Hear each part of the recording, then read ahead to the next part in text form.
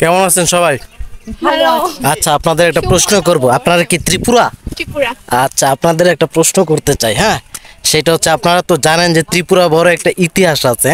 ত্রিপুরা একসময় ভালো একটা আধিপত্য ছিল বাংলাদেশে। হ্যাঁ, সেই ক্ষেত্রে আমরা কোন ইতিহাস বই পড়লে ত্রিপুরার জাতির সম্পর্কে এবং ত্রিপুরার আধিপত্য সম্পর্কে কোন ইতিহাস বই পড়লে জানতে পারি?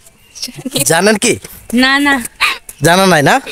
তাহলে বলে দিচ্ছি, রাজমালা। ঠিক আছে? ঠিক আছে হ্যাঁ, শ্রী শ্রী রাজমালা ঠিক আছে ঠিক আছে মনে থাকবে? ওকে, থ্যাংক ইউ। হ্যাঁ, টাটা দেন। নাম কি? নাম কি? তোমার নাম কি? তোমার নাম? নীলা ওকে। সুপ্রিয় দর্শক, আজকে আমরা দেখতে পাচ্ছি ত্রিপুরার তিন সুন্দরী রমণী। আমরা আজকে এদের সাথে কথা বলবো। আজকে হচ্ছে বাংলার বৈশাখী, অর্থাৎ শুভ নববর্ষ। আমরা জানবো, তাদের সাথে আমরা কথা বলি। হ্যাঁ, শুভ নববর্ষ। এটা হচ্ছে বাংলার শুভ নববর্ষ। আপনারা তো ত্রিপুরা না? হ্যাঁ? আচ্ছা, যেহেতু আপনারা ত্রিপুরা, আপনাদের আমি কিছু প্রশ্ন করতে চাই। কোন বই পড়লে আমরা আমাদের ত্রিপুরা জাতির সম্পর্কে বা ত্রিপুরা জাতির আধিপত্য এবং ত্রিপুরা জাতির ইতিহাস সম্পর্কে জানতে পারি? কোন বইটা পড়লে? সেটা আপনারা কি জানেন কিনা? না আপনি দিদি? না আপনি?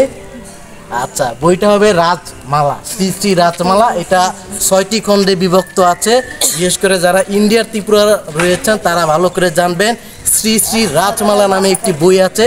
সেখানে 6টি খণ্ডে বিভক্ত করা আছে। প্রত্যেকটা খণ্ডে ত্রিপুরার রাজার এবং পরপর যারা রাজত্ব করে আসছেন ত্রিপুরা জাতির জন্য, সেই বিষয়ে ত্রিপুরার ইতিহাস লেখা হচ্ছে পুঙ্খানুপুঙ্খানুরূপে। Thank you so much.